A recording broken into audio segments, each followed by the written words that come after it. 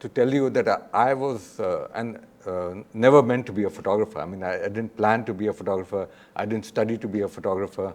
It just kind of blundered into it by eliminating things, like I was, when, as usual, when you're in school, in the time that, all good sons are supposed to become either engineers or doctors, and I was just one of them, and, so I did maths and all that kind of thing in school and tried to get into engineering college, did my IIT exams, and came at the bottom of the merit list, so they gave me BHU IT and mining engineering, and I said, no, I don't want to do that, and joined, my dad was in the army, and Shivaji is here.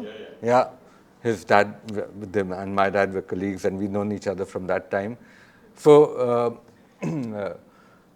first joined, I was in Pune, so I joined Ferguson College with the idea of doing first year science, and then with what they called pre-engineering or pre-medical, and then applying for the engineering college there. And of course, you know how first year of college is.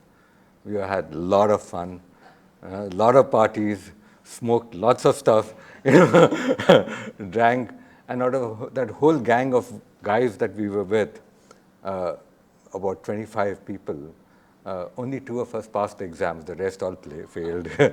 All the girls who were part of that group, they all did very well, though they partied as much as us. So engineering was outside. They said, okay, I'm going to do a BA in economics, because this newfangled thing had started off, which was called management, MBA and all that. I said, no, I'm going to do that and then do management. That somewhere along the way, got involved in the second year of college, got involved in left-wing politics, and then we were doing theater, and the Film Institute was there, and people like Saeed Mirza and all who were contemporaries, so spending time there. So that kind of slowly, the idea of doing anything academic or going into management also evaporated. And then, I took a gap year after college and said, okay, let me try photography. And I borrowed my dad's camera, who used to use it for his medical stuff. But though he used to be a very good amateur photographer when he was, and his own, all my early stuff was done by using his negatives and all that from family albums. So I spent a year traveling around in Bihar with another senior of mine in college, who was Kalyan Mukherjee, and we were all part of the same left group, and he was teaching in Bihar in a college, and so we went around, and that's when I started doing photography. And also had an introduction, because I was involved in theater, I also had an introduction to go and meet Habib Tanveer in Delhi, and with this idea that I'll start doing theater. So I went to Delhi in that period to meet Habib Tanveer, and on the way Kalyan said, look, I've applied for this research project on the Naxalite movement, and why don't you go to the National Labour Institute and check on what's happening on the project. So I landed up there, and there was this legendary sociologist, R.N. Maharaj, who met me and said, Acha, now that you've come, go do the project, if you hire your own team and all that. So I didn't know, and then suddenly I was back in Bihar, and of course, it was Kalyan's project, so Kalyan and I started, and we were joined by the third person. We spent 6 months in Bhojpur district at the peak of the Naxalite movement, doing a research project on the new labor laws, etc., as a way of getting to know what was the reason for this movement. So by that time, I was clear that I wanted to do journalism, and I wanted to be a photographer and a photojournalist, but I had no money to, my dad said, like, I don't have money, and please give back my camera because I need to do my work, So, but he said, look, as a good father, I have to allow you to continue your studies. So I went back to Pune to do my MA, this time in political science. I had done my BA in economics. Now I was going to do political science. I don't know why, but landed up there. And there was 2 friends of mine who were working in a bank in Bank of Maharashtra, Girija and Geeta. And they said, you're so interested in photography, come, we'll give you a loan, So there was this scheme of educated, unemployed youth, loans where you could buy ready to send bananas or something. I got a loan to get, buy camera equipment and all that and start. But then, what do you do with a loan? I have to start. So I set up a small studio trying to do commercial and industrial work, photographing pistons and stuff like that. And I was hopeless at that. They couldn't make money, was broke, in debt. Though the loan was only 10,000 rupees, but I was in debt. It was like a lot at that time, and we were talking about 78 and all that. So anyway, so I said, to hell with it. Time to pack up, cut my losses, and move to Delhi to actually be a photojournalist. And that's how I landed up as a photojournalist. By that time, Kalyan had moved there, and Kalyan had been a kind of a mentor to me in journalism. And he was working on a project. He wanted to start working on a book on the Chambal dacoits, banditry. And so he said, why don't you join me? So I said, cool, let's do this. And this is the time of 1981 when Phulan Devi had just committed the Behmai massacre. And dacoits are big news. This was the main news of that time. And so that's where we started for. So this is kind of a way of introduction. Now, I've done a book which is here, which you all can see later on. It's called That Which Is Unseen. And it's a book where, for the first time, I tried to write the backstories behind all the pictures and major stories that I worked on. As a kind of they're not about the actual event or such, but sometimes they are, and sometimes they're the backstories. And so I'm kind of going to walk you through this book, through this presentation, some few of the things, and rest the book will be here for you all to browse, and it's available online, so you can buy it if you like. This is published by Navjivan Trust, which is Gandhi's press, which I'm very proud to be part of that. This is the press that Gandhi and Patel built in Ahmedabad, and it's a trust, and Gandhi left all his intellectual property rights to Navjivan. So they published this book, which is their first political kind of contemporary political book, though they've done some art books and all because, Anyway, so let me start with, that was the first project that sort of I entered journalism with, was this book on dacoits. So Yogesh is going to help me with the presentation. No, not this one. This will play at the end, the PowerPoint. Yeah. So that's the cover of the book. And there were three of us. Kalyan was the writer. Brit joined us as a researcher and became the writer. And I was doing the photographs, though we were all working together. Of the trio, I'm the only one surviving. The rest two are gone. The friends of mine are no more.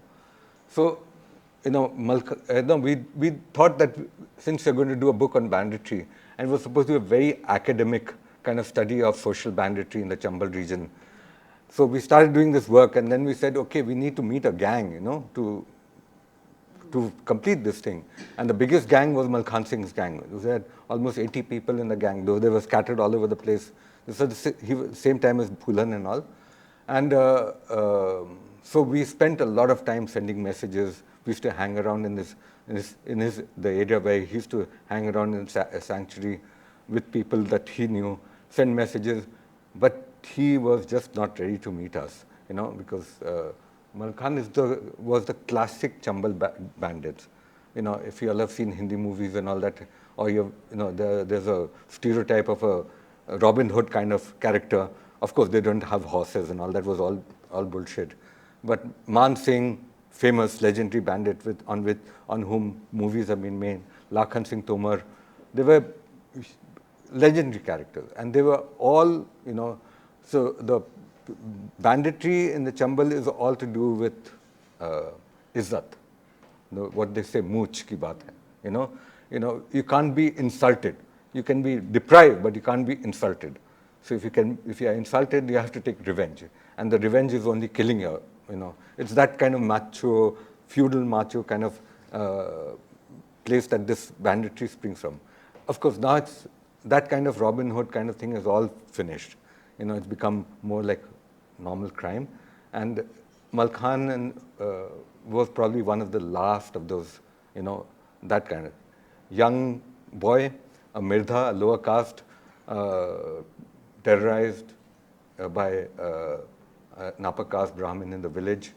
So he wants to take revenge, becomes what is called farar, which means that you become a fugitive, run away to the jungles, to ravines, join a gang, form your own gang, and come back and take revenge, which is what he did. So we were trying to meet this gang, and he wouldn't meet. But then there's been a tradition in the Chambal of surrenders at times. In 1967, there was a surrender when dacoits surrendered to Vinoba Bhave, who was part of the Sarvodaya movement. Then 71, when many major gangs surrendered again. This is in Madhya Pradesh.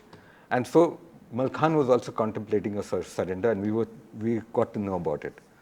And we ended up then, and he thought that, a bandit, when a dacoit, or as they would prefer to call themselves, they used to call themselves bagis, meaning rebel. They are, in Hindi there's a term, that's kaan ka kacha, meaning they get easily misled by rumors and someone saying, oh, this relative of yours is going to do you in, that kind of thing. So they're very suspicious. And the fact is that many of the mediators, whether they're government people or family members, actually sell people out. And there's been the major case where there was another big dacoit, Chabiram, just a few months before, who had gone to surrender to the UP police, and they brought him into the encirclement for the surrender and then massacred the gang. So so this guy thought that here is three so-called journalists who are and they might be. So then we managed to meet him because there was a quid pro quo. We were negotiating his surrender, and we were getting a story. So we, on his behalf, we negotiated with the Madhya Pradesh government. We were meeting Arjun Singh, the chief minister, and we did all that. So we were, and as a payoff, I was allowed to spend time with the gang. And that's how this book came about. And then finally our book turned from this sort of academic book about social banditry to calling it Malkhan, the story of the bandit king. And we furthered our research. And this book has been out of print since 1984-5. But it's amazing how it's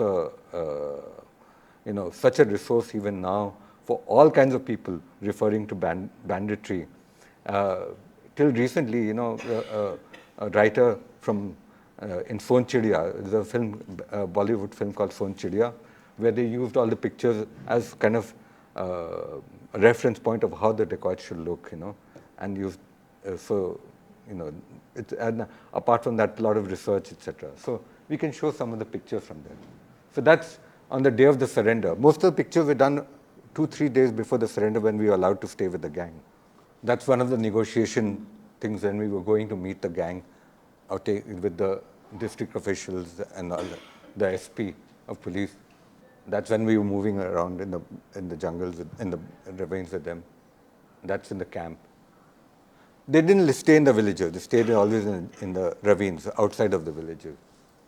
So that's I'm going to skip a lot of things so that I don't bore you with long stories. But Nikhil is here, na? Nikhil? Yeah. Yeah, Nikhil has the cover on the book. He has a print of that, a large print of that. Nikhil and Lola, So I'm glad you all are here to hear the story. Yeah. So I worked in a paper called Patriot, which was and then after that I joined India Today. A bit about Patriot, because Patriot was the first paper in 1984 in Delhi to go offset, and it was a left-wing paper, which was the chairperson was Aruna Asaf Ali, and they were very close to Indira Gandhi. So Indira Gandhi gave them a lot of money to start this. Let's go back to the first slide. Yeah, So that paper, since it was the first to modernize, they had lots of things, and they asked me to join that. So that became my first job ever I worked on. Actually, for almost 6 months, I was just working casually with them, doing this, doing that, almost working full time. They sent me off to Vietnam and Cambodia for a month. I was not even employed by them. And then Mrs. Gandhi's assassination happened in '84, and we did fantastic work with all the photographers, huge coverage. So Patriot was one paper that was sold in black on those days, and I was asked to join, so I joined. That became my first full-time job. But before Patriot, I mean, like in Bombay, for example, the Navy guys would say when they read the Indian Express, you know how they would read it? They would read it like this, because the letterpress ink would get onto the whites and mess it up. But that's how that was the first time phototype setting, etc. But from there, I got picked up and asked to join India Today. So I wanted to. There are some people here who are ex or current journalists. So I wanted to regale them also with these stories, because I think the time that I was in journalism was probably one of the best times in journalism. I went to join India Today, where we would get 8, 10, 12 pages of spreads of photographs, and stories were long. People would spend a week out. Money was not was spent. And it's a tragedy what journalism is today. So I thought I'd tell you about that and not tell you about how bad it is now. So this is a story that this is in Punjab. There was terrorism for a long time, and I was sent off with Tavleen Singh, who was a reporter that time, to go and do this story on the victims of terrorism. So Tavleen and I, we were like two vultures actually. We were in Amritsar.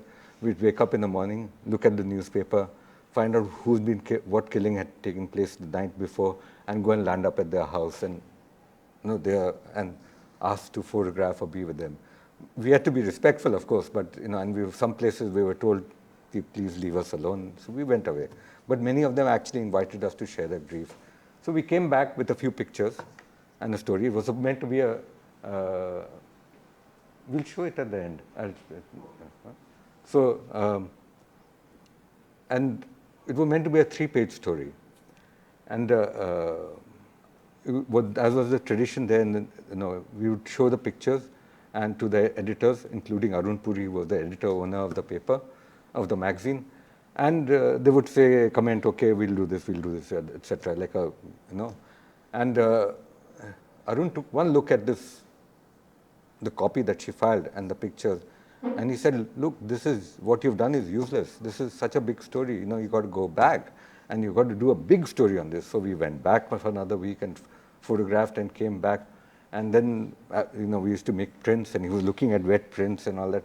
And he said, okay, do 16 pages. I said, what? So he said, 16 pages. We want you to do 16 pages on this. So I said, I've later looked around with, I couldn't get beyond 12. I mean, 16 was impossible. I didn't have good enough pictures.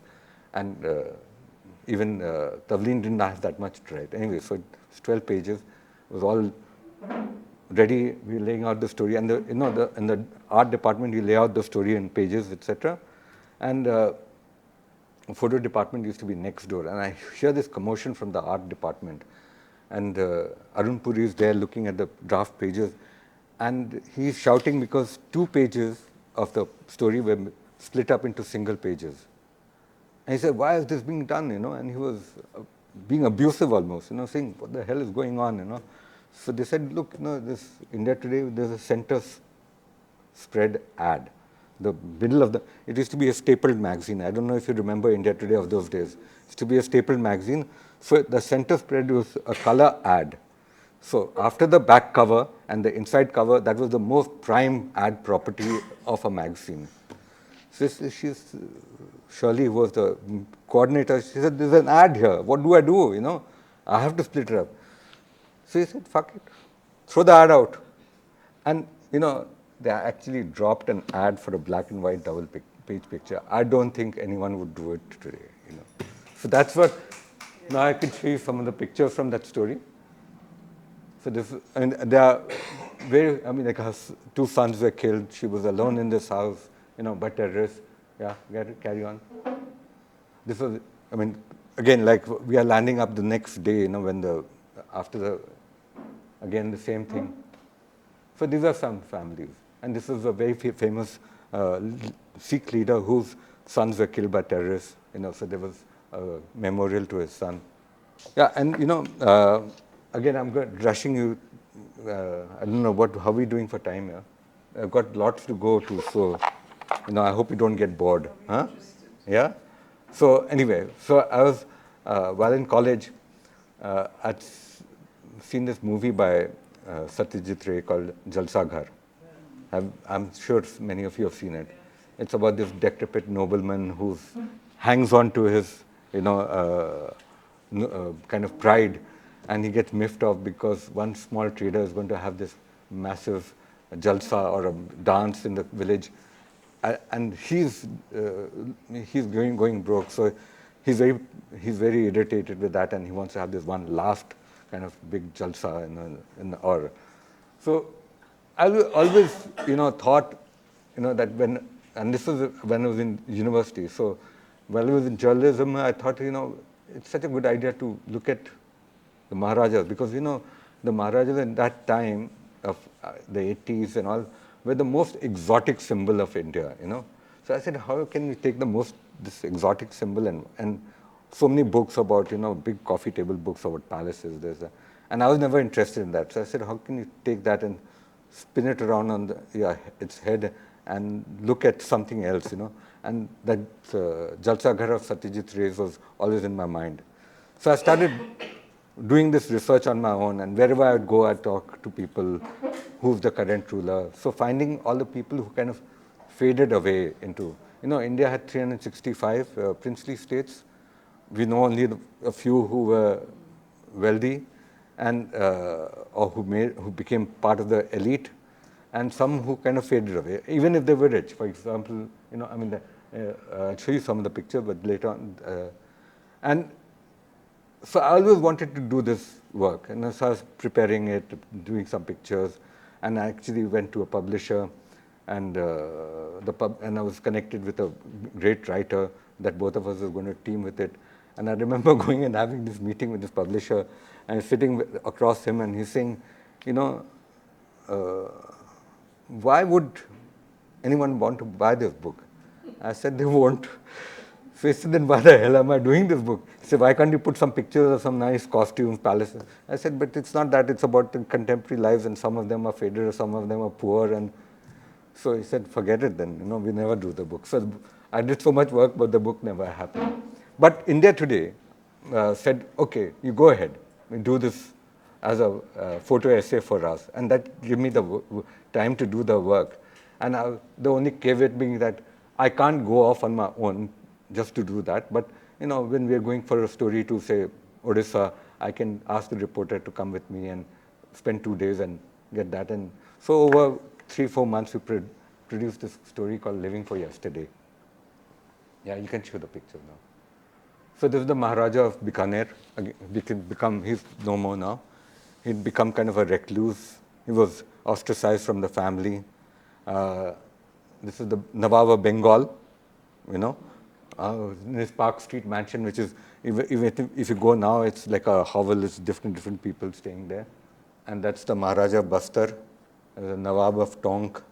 And this was the Jam Sahib of Navanagar, the Jam Sahib. And again, eccentric, rich, very rich, but very eccentric, very reclusive. In fact, when we called him, he said, okay, you can come and see me. And we went some other place at 5 a.m. tomorrow. So we had to drive all the night and come and meet him. And this whole palace is in the middle of Jamnagar, and it's encircled. And there's one door, like a small door with a lock on it. And outside that, on the other side of the road, was a bungalow where we used to live. So 5 o'clock in the morning, we land up there, and then we are taken by a servant across the road. And this door that is locked from outside, we are told to stand there, and then a bell rings, and then he opens the lock and lets us in and locks the door, and he drives up in a jeep, and and we spent the whole day. He made it made his palace into a nature reserve. Whole day driving around in this palace in second gear the whole day, and talking and talking and talking. So it was great fun also, But okay, all right. So next, yeah. And these are all kind of chapters in the book that you'll see, This chapter is called Ek Dhakka Aur Do. And this is 1992 Babri Masjid, So prior to the demolition of the Babri Masjid, the three main leaders of the BJP, Atal Bihari Vajpayee, L.K. Advani, and Murli Manohar Joshi set out on yatras, these Rath Yatras, three different parts of the UP converging in Lucknow on the 5th of December 1992. And a reporter and a photographer were assigned by India Today to be with each one of them. So were other reporters, but India Today had three teams. I was assigned to Advani along with Yuvraj Ghimre, who's a very great reporter. The two of us were with him. And 3 days, Bahraich, all backwaters of UP. And we landed up in Lucknow. And in Lucknow, of course, on 5th December, there was a big meeting. All the speeches were made. And all three of them were supposed to go in the morning, 6th morning, to Ayodhya for the so-called symbolic car seva that was supposed to take place in Ayodhya on the 6th of December. By some, I don't know what it was, but after the meeting, everyone was tired. People, and we had not seen a proper hotel for some days because we were sleeping in guest houses and all. People had gone off to their hotels and all. But on a whim, I just followed Advani because being conscientious that I have to follow him. And I landed up for dinner at about 10 o'clock in the night at the Chief Minister, Kalyan Singh, who was the Chief Minister, his house. He was hosting a dinner. And the atmosphere was pretty tense. Something happening there which, you can put your fingers on it, but you don't know what it is because you're not privy to the conversation. And all these guys were inside. And suddenly, Vajpayee comes out first. And I said, when are we going to Ayodhya? He said, no, I'm not going. I'm going back to Delhi. So I said, what's going on? Then Advani came out and I said, sir, what time shall we go tomorrow and all? He said, no, I'm going right now. So I said, something's wrong, And so woke up, Yuvraj, we also dashed, but he had left. By that time, we landed up at 6 o'clock. We knew that it was, all the intelligence had said that, and all the ground reports from the BJP's own people was that the crowd, the car sevaks were just not going to listen to the leadership anymore. They were bent on tearing down the masjid, and Advani was, of course, because they had given the assurance to the Supreme Court that it will only be a symbolic car seva. So as we know, as all of you know, that Vajpayee was in Parliament that day, fielding for the BJP, goalkeeping and saying, defending them. Vajpayee and Murli Manohar Joshi were there in Ayodhya, and Yuvraj and I found him, and I followed again Advani, and the Babri Masjid, Ram Janmabhoomi, the disputed, there's a chabutra in front where all the car seva was supposed to happen. All the journalists were there. Journalists, TV crews, international, everyone was there. And since I was supposed to follow Advani, I just kept on with him, and he came, he met with these people here, and he walked on back to what was called the Ram Katha Kunj, which is the building which is a bit away, which had a platform on top, a terrace, which was the main stage from which all the leaders were doing their speeches and all. So I stayed with him. At the appointed hour, as you know, that the car seva was supposed to start with some prayers and all, and immediately the crowds broke up and started assaulting climbed the barricades, and it was like clockwork. Within 3 to 4 minutes or not even less than that, of this starting to happen, each one of the photographers, TV crews out there were got hold of, their cameras were smashed, people were beaten, and locked up in one room. So there was apart from the first 30, 40 seconds of that event, there is no existing record of what happened out there. But I was on the Ramkatha Kunj, and everyone thought I was with the VHP. And with the long lens, I had only that view that you see on the cover of the magazine of two domes, and the third one was hidden behind. I could photograph throughout the day, and this whole thing was happening. Ek dhakka aur do. And of course, I could make out that that the VHP and the Bajrang Dal and many of the leadership, other ground leadership, had made a monkey out of Advani and all, because though these guys, people like Advani and all, wanted to keep on cashing this cow, and keep on hoping to have as much of. They didn't want that the building to be demolished that day. They might have wanted it eventually, but not on that day. So that's how I managed to get. I was the only one who managed to get pictures and only one not to get beaten up, by the way. So that's the sequence of the last dome falling, which I was able to get. And it's just because I was there that, I kept my head down and kept on shooting. I didn't say a word. At one time, one sadhu asked me, "Ki aapko acha nahi lag raha hai?" I said, "Saab, bahut garmi hai, pasina aa raha bas." Because I had a sour face, I didn't let off steam. I let off steam after 5 days. On the top BJP leadership, I had an argument with them. But those days, I think as good journalists, you keep your head down and keep on doing what you have to do. Because otherwise, if I had started reacting at that point of time, I would have been thrown out and beaten up, and no pictures also. So that's the celebrations. These were yeah. Okay. So I'm just skipping through some stories so that you get a flavor of the kind of things that I like doing also in journalism, and the kind of issues that we were confronting at that time. So this was for India Today. We were doing an anniversary issue, which was it was the year of 93, I think. Yeah, 93. No, 94. Yeah, where there was a new assistant editor who had joined, a brilliant guy called Rajkamal Jha. I think Subodh was just talking about him now. He just met him in Pune. And Rajkamal Jha was the editor is now still the editor of Indian Express. And he had this idea that this had been a year of strife, after Bombay, the riots after and the bomb blasts, Chakma rebels, Kashmir, etc. That look, let's do a story on in all these strife areas, how people, a young couple expecting a child, what do they hope for their child for the future?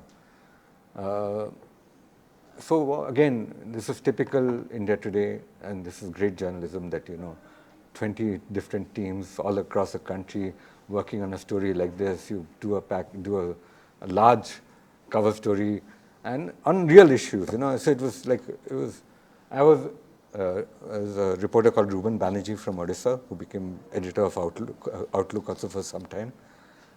He and I were assigned to Kalahandi because there had been the stories about starvation out there, etc. And we went looking for this family that was expecting a child.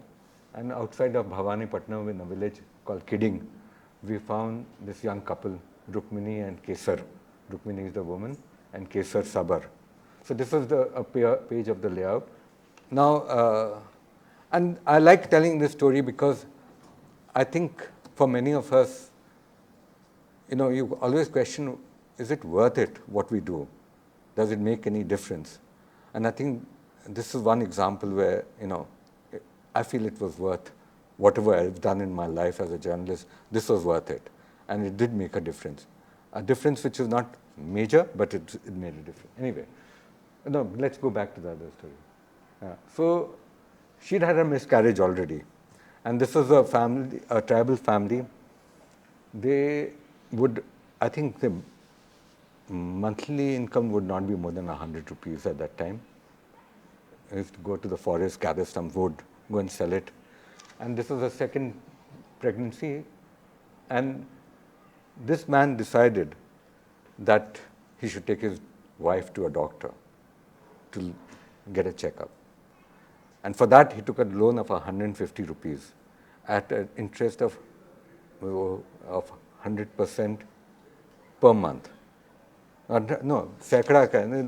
I mean, you almost every month you have to pay 150 more or something, you know. You are indebted for life. It's that from a local money lender. And so anyway, we went and met this family. They're in debt. He'd taken his wife, and they are preparing for the birth of this child. This was in December, just before the New Year. And because there was a local politician from there who later on joined the Congress, and now I don't know which party he's in, is Bhakt Charan Das. Still in the Congress? Okay.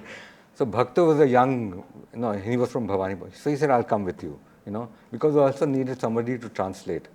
So we were sitting and talking, and so Reuben was asked, so at one point he asked Rukmini, so what are your dreams for your child? And Bhakta jumped in and said, people of Kalahandi can't dare to dream. Where here people are sold for the cost of a plate of chicken. How can they dream? Anyway, so it was also quoted in the story, Anyway, story was published. And this is like a 24-page story of all these people from different Kashmir, here, Bombay, Kalahandi. This story got so much of readers' interest. People called, people wrote from all over the world, and within India. All because of that this sort of gentleness of the whole thing, and that this man was taking debt, a loan to take his wife to a doctor. That was, and it became like a snowball. People sent money to us. There's something like 16,000 rupees that came to India. I had a friend in America call me and say, I want to adopt the whole family. I'm going to take them to Vishakhapatnam, and I'll set them up, and I'll give this guy auto rickshaw, this, that, whatever. I said, look, you can't do such things, because you can't just uproot you try and figure out what to do. Anyway, but come next year, March, April, Arun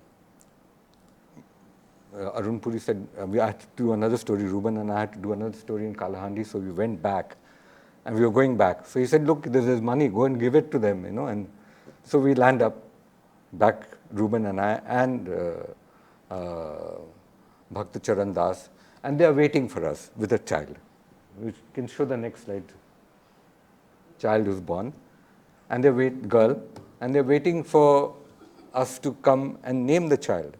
Because, so he said, what is this, So it seems that after the story was published, and it was a difficult birth, she had to be taken to a hospital, and he had to pay money for medicines and all, which he wouldn't have had. But because the story was published, people had sent money orders. Someone from a school teacher from Guntur, 30 rupees, like Jug Jug Jio, and just the name of the village, the name of the people. So by the time early February that the birth was supposed to happen, they had received 452 rupees directly from readers, which they could go and deliver a healthy baby. That's why they were waiting. And here we came with 16,000 rupees, which will be of use to them later on, but that was that 452 that saved her life and the baby's life. So, and of course, Bhakt Charan Das had to eat his hat, and he said, I'll name the baby, and the baby was called Sapna, because, because he said people can't dream. So that, and I think, and I want to read out what, we came back and reported this to Arun, and he wrote this in his letters from the editor. It is such pride that constantly reminds us of the precious relationship that our readers have with us. It is a relationship that transcends its more visible form. that between a product and its consumer. Too often, in our scramble to cover news, we tend to gloss over what lies beyond the event until an overwhelming response from our readers humbles us into believing that compassion and hope are the calling cards of our profession. So I think this is something, for me, it's always been, I cite as, is it worth it? Yes, it is worth it. If we can do something like this. 450 rupees? Okay, good enough. Yeah. Next. I joined Outlook after that, and I was one of the editors there, and I was also a photographer. And in Bihar, there's this caste wars been going on for a long time. Upper caste landowners have their own army, the Naxalites on the other hand, and there have been frequent massacres by the upper caste armies of Dalits. And there was this famous massacre of Lakshmanpur Bathe in which was 1999, and where 61 Dalits were massacred by this army. And a few months, almost a month later, there was this massacre of Shankar Bigha, where again 20 people were killed. Yeah, 22 Dalits were massacred. And so that first picture was from the Lakshmanpur Bathe massacre, when the funeral pyre, we landed up when the funeral pyres were just being lit. And then a month later, we go to Shankar Bigha. And in Shankar Bigha, there was, the reporter was Sautik Biswas, who was a Bengali, he didn't know, couldn't understand the local dialect of Hindi so well. And we were both there. And we were meeting the victims of this massacre a few days after. And there was this girl, she's called Kunti Devi. She was 14 years old, widow. She'd been married a few days before to a husband who's from this village.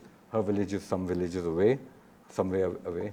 And as is usual, when they get married, then after the marriage, she goes off to her home, and then she comes back. Then the marriage is consummated. Before that, because she's still she would have come back after, So she was away when her husband and her father-in-law and all were killed, and she's back here in this village. And we're talking to her. And Sautik is sitting there and talking to her, and she's crying. And he asked her this question. She's come back from her mother's. Now, will you stay?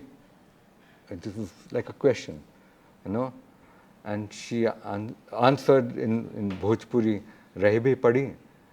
It was a question which she did not understand. You think, I will have to stay, like a usual fatalistic statement that is made in India, that what's my, but it was actually a question. Will I have to stay? She was terrified. She didn't know what's going to happen to her. And at that time, it kind of made me question, how can I ever, as a photographer, ever be able to convey what's happening inside her, inside her mind, her heart? There's no way, And the usual way that we had of being close in or confronting a person and photographing was no way going to So this incident kind of made me think about how I should photograph. Should I be that in-your-face journalistic kind of work, or should I be stepping back? So I did that. I tried to step back, and this happened. This boy came into the frame. She by that time wrapped herself and was sitting by herself, and I think this was a kind of a turning point for me in the way that I would approach my journalism anymore. So this is also there in the book. It's called Rahibe Padi. And so I quit India Today in 2001, and I was asked by Indian Express to come as a consulting editor to launch the Sunday paper. It was not yet launched that time. This is 2001. It's known now as Sunday Express. And actually, they had hired 2 other editors before that for 2 years, and it never got off the ground. And Shekhar, Gupta, who was the editor, who had worked with me, he said, no, you come, you be the deputy editor operation and launch it, because he sort of believed that I could get this done. So anyway, here I was a photographer, and I was doing all this job, talking to marketing, talking to the editors, all of them, coordinating this effort. Anyway, so we launched the Sunday Express, and the Gujarat riots happened at the same time, 2002, beginning of 2002. And I couldn't go to, because I was busy with all this stuff. But there was a lull, and the paper was supposed to be launched in March. So I said, I need to do a big story for this. And we had a design for the paper that the center spread would always be a major, big story, visual or non-visual also, but devoted to one issue. So as an example, I said, okay, let me go to. And in the many great stories in newspapers are tucked away as small snippets in one margin, And I'd read about this thing in Ahmedabad that communities had started building walls between localities because of the riots. So I said, this seems to be a good idea to work on what happens. So I went, and the Indian Express photographer there took me to this locality, which is, there actually is a huge wall between the two. One side is a pole, it's called Vankani pole. I mean, I don't know how many people of you are familiar with Gujarat and Ahmedabad. The pole is a kind of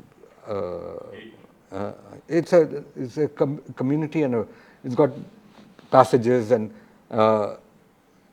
it's a kind of a way of a locality is built. So this was a Hindu locality, and next to it was a Muslim locality called Jalaiwada. And poles have gates and passages connecting all of them. All the gates, passages had been bricked over. There were steel gates welded shut in that. And this was the border. So that's when I can show the pictures. So this is the wall. That side is the Hindu locality, this side is the Muslim locality. This is shot in the. See, just go back. As you can see, those brick walls, windows, all have been bricked up. And this is the no man's land where all the Molotov cocktails, brick batting, all that was going on. Mind you, these guys and the young fellows from the Hindu side earlier were playing cricket together also. So they're also fighting, now. And so I spent a couple of days here and on the other side doing the story called The Wall. And what happens to, and this wall is not new actually, it's been being built. Ahmedabad has had a history of communal riots right from 1965, 1970 something, 1980, 69, sorry. Yeah, and 85 had gone again for our patriot out there. So this is the story that we did for Express. You can show the pictures, Yogesh. So those are all the big bats. So her door opens that way. This, what's her name, Ben? So these asbestos sheets she's kept there so that the Molotov cocktails don't land up in her house. This is a Muslim woman whose house is right close next to that other place. So the higher ground was with the Hindus, and on Friday they would come up and ring bells when they were going for namaz. The mosque was there, shout Jai Shri Ram and all that kind of stuff would happen. That's again the wall. Only one window open from the Hindu side. That's the one. She's the Dhoban. And she used to take clothes from both sides and do the washing and ironing. And there was the kids used to play, and there was a sign called love. So it was very poignant. Instantly, I went back last year in the doors, is still bricked up, the Dhoban is still open, and that love sign with the crossbones is still there. Yeah, so since I had been in Ayodhya in 1992, on the 10th anniversary in 2002, I said I need to go back there. And I'd been kind of rushing through everything. In 2002, I spent 265 days traveling on stories out of that whole year. So I said I need to slow down, and I said I need to go back to Ayodhya, and with no real. So I managed to convince Express to send me, And I went a bit ahead. I said the reporter Shankarshan Thakur, who's a great reporter, and that he would join after a couple of days, and we'd work on the story on Ayodhya. And I really wanted to understand what was this place, because this was 10 years after, and as today, of course, Ayodhya has been reimagined. As you all know, you would be reading about it, and there's a massive temple, airport, and all kinds of things. But otherwise, was a town that had fallen into disrepair. In fact, people would not want to go there because everyone imagined it to be a very dark, dangerous place, which it was not. It was not dark and dangerous, but it had gone into, pilgrims had stopped coming. Now, later on, after 2010 or so, people had started going again, but that time they were not. And there were barricades all over, you couldn't go here. So I saw this and I said, okay, this is a metaphor for me, all these barricades, because the whole thing is ringed by the site is ringed by a metal fence, watchtowers with guys with guns on it, and also so I started photographing that, and I've been photographing Ayodhya for a long time. I was hoping to finish a book and do a book, and then the Supreme Court judgment came along in 2019, and now Ayodhya is being reimagined. It's no longer going to be what it is, what you'll see in these pictures. So, but I plan to go back this year after the temple is built and everything is calmed down, and photograph the last chapter of my book, because it's a way of, there's we had a French friend, this is digressing from it, who had an interesting thing to say at one time. He used to work in Gurgaon in one of the multinational companies. He was one of the big shots. And he used to say, I hate Gurgaon. So he used to say, why? He said, India is a feminine country. But this place, that Gurgaon, it's a male place. It's just male. And I think what's happening in a lot of places, this kind of way that we are constructing our, and Ayodhya, again, I think Shivaji will bear me out, that people from Eastern India, especially, never took Ram's name without Sita's. Am I correct? Correct. Yeah, it was. Jai Shri Ram is a phrase that is coined in 87 when the VHP started doing this. Ram Ram Chodo Jai Shri Ram Bolo. Garv se kaho hum Hindu. All that started at the same time. Before that it was Siyavar Ram Chandra ki Jai. This man who's wed to Sita, hail him. Or Jai Siya Ram, they used to say. And Ram Ram was a greeting, usually said with a bowed head, But, and I think this whole reimagining of Ayodhya is going to also maybe make it into a male place. I want to go and see if it's happening. Anyway, all these nails in the wall are actually keep monkeys out. This town is infested with monkeys. But I saw them as metaphors of what was happening, how people were. Some of my pictures are there. So when you come back from visiting the temple, these boys with a hawk, all these pamphlets, very, about the demolition. There were CDs and all being sold. And of course, so the monkeys also in many of my pictures are observers of this. Like we watch monkeys and we find them funny. I thought maybe it's a good idea to have the monkeys watch us and see how ridiculous we are, So this is the Hanuman Gadi temple, which is the most important temple out there. It's not the Ram Janmabhoomi, this is the more important temple. So this was a Tulsi plant near the river. As you can see, earlier is Sita Ram, Sita Ram, Sita Ram. This was added on top, Ram, Ram, Ram. Now, a year back I went, it was 2 years back, or 2 or 3 years. The top one has got Ram, Ram, Ram, Ram. There's no Sita there, I don't know what we'll see when I get there in March this year. Anyway. All right, so that's... So I'm coming to the end now. There's still somewhere to go, but but this early 2001, I was sort of getting fed up with. I started working independently,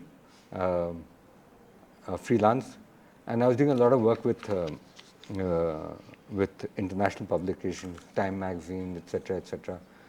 This was also the time, 2001, if you notice that, big sort of liberalization, globalization had kicked in, construction, malls coming up, internet, all that was happening. So, and suddenly the big urban middle class of India was the sexy thing for all the foreign papers. Here was this huge middle class that was going to consume all the goods that the West could offer. So here we were. And it was amazing. Every story I would be commissioned by a foreign paper to do, whether it was on poverty or something, that would end up saying, should we get some pictures of a mall with people having coffee and someone playing a guitar or something? I said, what the hell is happening? Then I was asked to do a story on India's super rich, because that's, so we went and did the super rich. And of course, two of them got jailed and one is Farrar, as they say. But I was depressed by all this. So I said, this is going nowhere, And all the newspapers and all had kind of turned what Arun Puri had earlier talked about, had started defining themselves more as products, catering to the needs of the reader, which is fine, which is true. But I don't think journalism is just a product. So lifestyle, stuff like that, stories happening of back and beyond, no one is interested in. And I was asked by a development organization to make a presentation along with other journalists, etc., for something, a news organization for grassroots news. So I went there, and it was the name of that seminar was Reporting the Other India. So I was to make a presentation, and this Aruna Roy was the Maxia Award winner, and she'd worked on grassroots rights movements and all. She'd gone up to speak, and she said, I don't know when this happened. I don't know when we became the other India. I thought we were the real India. So that's, became a chapter in my book, which is called From the Real India to the Other India. So we became, all this part that you've seen before becomes the other India, the real India. Now I don't know what the real India is. But anyway, I thought it was time to start shifting my focus, and I started working a lot with non-profits on development issues, because it allowed me to keep on doing what I wanted to do. And so luckily, I was lucky that at the time that I was wanting to do that, I got offers from the Gates Foundation, from the American India Foundation, to work on major issues: HIV, migration, health, education, and I've been doing that work now continuously for so many years, and till last year, that was my main work. So I'll just show you some. This was one of the first few assignments that I did for the Gates Foundation on a home for HIV positive kids, and migration, a hostel for migrant children for AIF, and actually resulted in 2 books that I managed to do with them. Okay? And this is something that is continued and stays with me now. I did another exhibition which I just want to speak about briefly, called Pan India, because I started using a panoramic format, and like I said, this was the time when all this development, construction was happening, and I kind of wanted to record what was happening to the urban landscape of India, And this became an exhibition and a book called Pan India, A Shared Habitat. So I'll just show you the pictures quickly.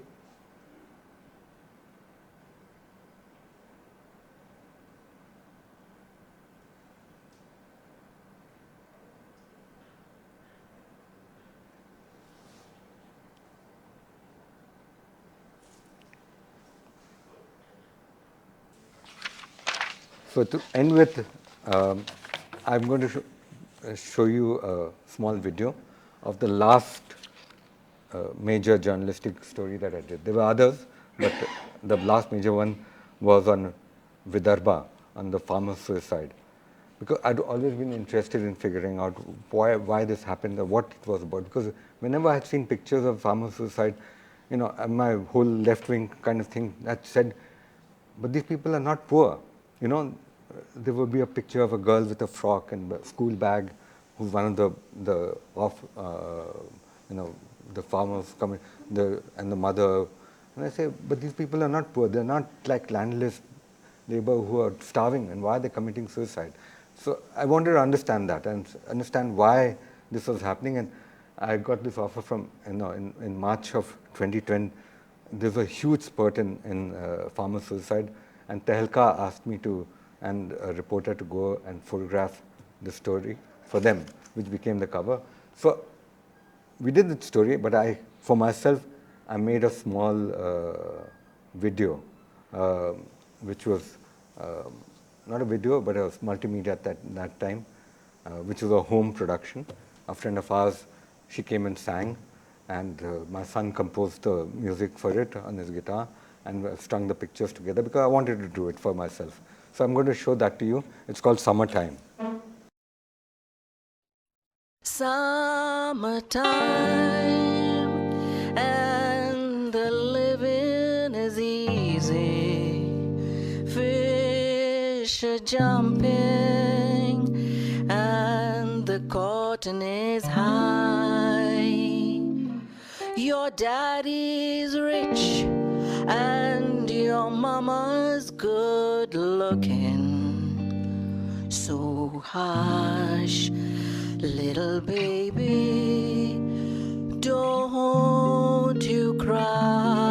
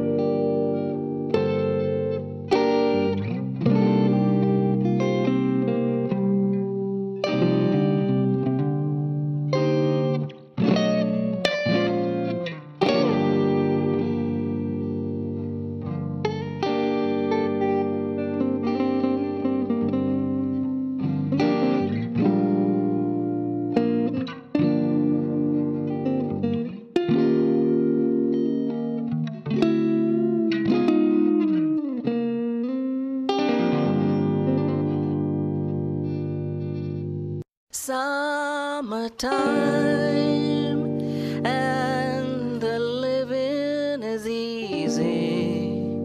Fish are jumping, and the cotton is high. Your daddy's rich, and your mama's good looking. So hush, little baby, don't you cry.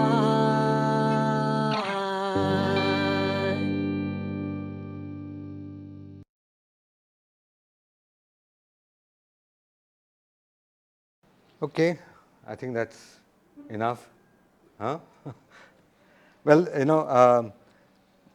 in between there's another, I forgot to tell you that, yeah, you can switch on the lights.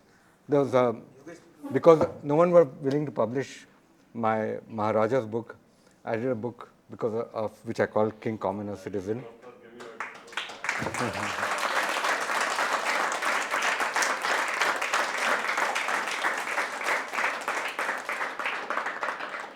So I did this book called King Commoner Citizen, which kind of combined the pictures of Maharajas that I'd shot and the pictures of all the people that, and the idea behind it was that despite class differences, the way people hold themselves, and if you're willing to approach them that way with the same kind of equality of gaze and respect, a Maharaja, a king could be a commoner, and a commoner can be a king also. So that's it's not to do away with the class difference, but the way that we regard them, and people. All right, please. Thank you.